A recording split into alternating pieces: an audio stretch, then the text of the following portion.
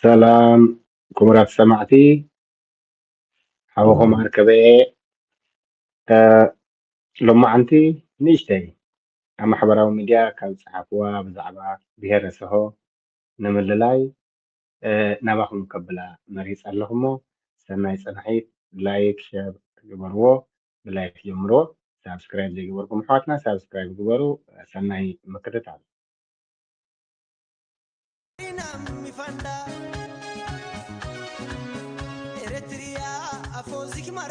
Eritrea afozik marto randakito agagi malto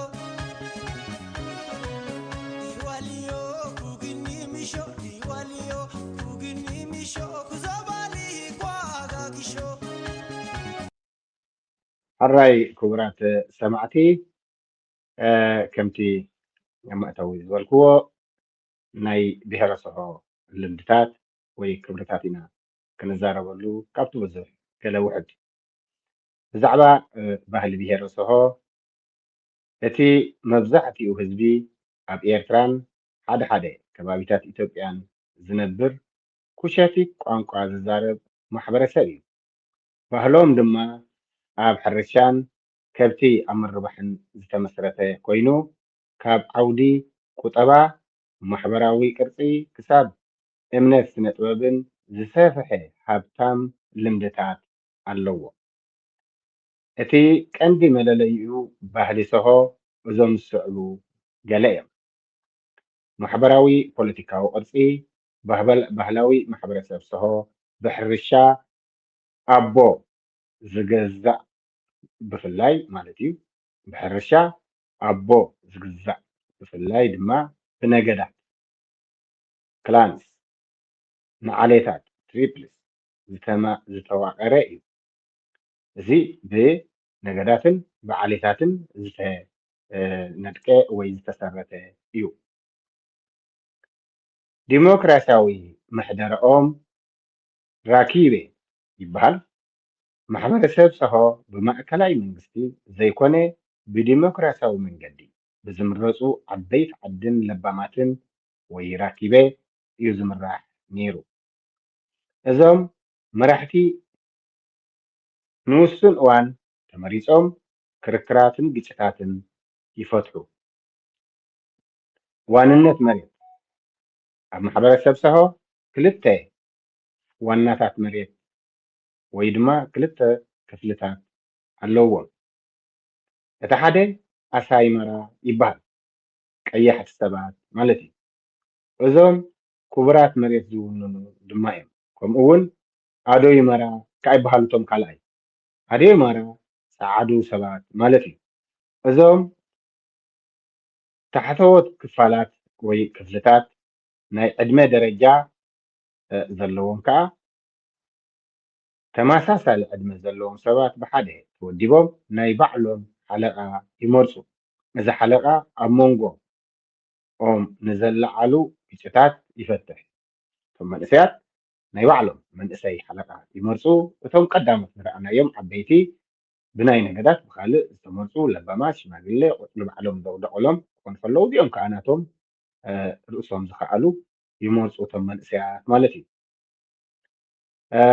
እዚ ደቅኻ ምፍላጥ ዝበሃል ከዓ ኣሎ ጀኔኦሎጂ ይበሃል ስድራ ቤታት ሰሆ ደቆም ክሳብ 30 ወይ 40 ወለዶታት ንድሕሪት ቆፂሮም ክፈልጥዎምን ከዘንትውሎምን ልሙድ እዩ ሓደ ሰሆ ካብ ዘለዎ ክሳብ 30 ወይ ክሳብ 40 ወለድኡ ቆፂሩ ናይ ምፍላጥ ልምዲ ዘለዎ እዩ ኣጓሎም ወዶም ዝካየድ ማለት እዩ ብጣዕሚ ዝድነቕ ባህሊ እዩ ቁጠባዊ ሂወቶም ባህሊ ሰሆ ኣብ ቀፃሊ ምንቅስቃስ ዝተመስረተ ቁጠባዊ ሂወት እዩ ዘለዎ ንኣብነት ከብቲ ምርባሕ ምንቅስቃስ መብዛሕትኡ ሰባት ካብቲ ኣግማል ኣባጊዕ ኣጣል ላም ዘርብሕ ኮይኑ ንዓመት ሙሉእ ብምክንያት ጉኑን ሳዕሪ ማይን ካብ ምቁርጫፍ ንታሕቲ ናብ ኩርባታት ከባቢ ባሕሪ ይንቀሳቀሱ ሕርሻ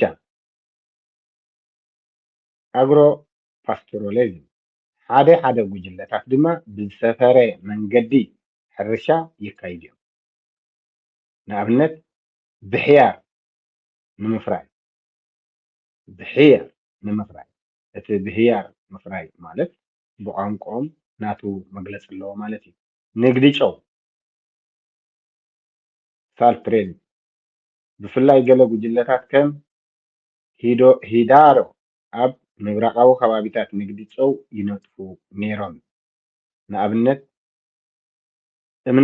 እምነትን ሃይማኖትን እስልምና መብዛሕትኡ ህዝቢ ሰሆ ሰዓብቲ እስልምና ሃይማኖት ብምስልምና እዩ። እስልምና ንባዕሎም ንማሕበራዊ ስርዓታቶምን ዕለታዊ ህይወቶምን ብዕምቆት ይፀልዎ።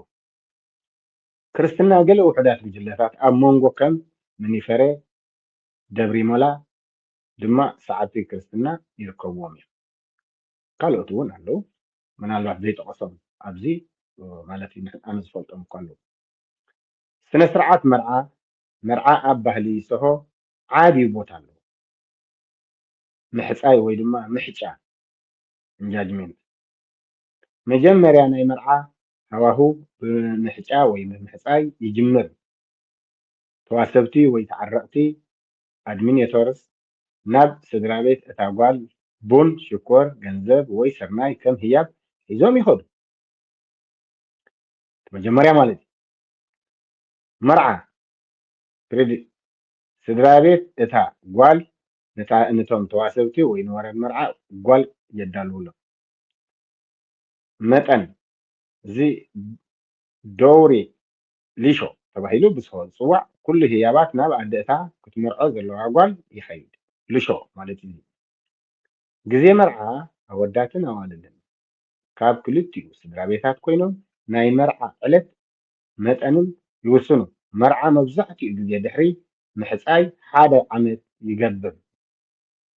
ቋንቋ ስነ ጥበብ ቋንቋ ሰሆ ናይ ኩሸቲክ ቋንቋታት ክፍሊ ኮይኑ ንባህላዊ መለለይ ወሳኒ እዩ።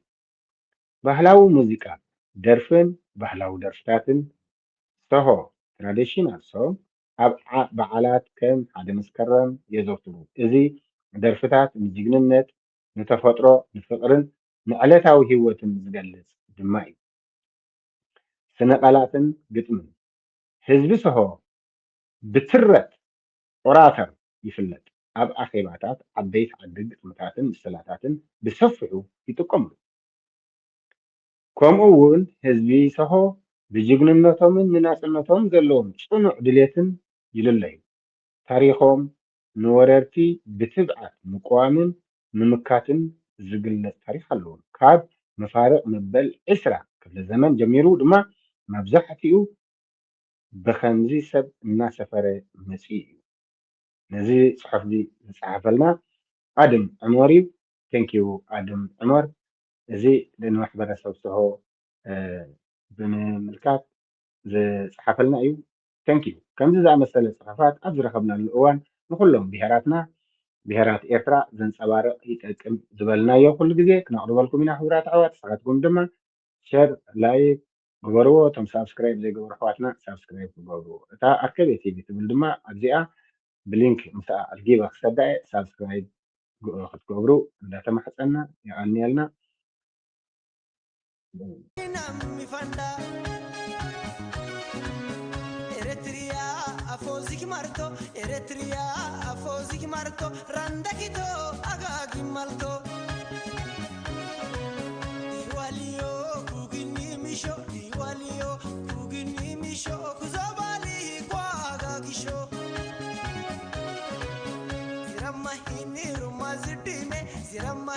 rumazidime eritrea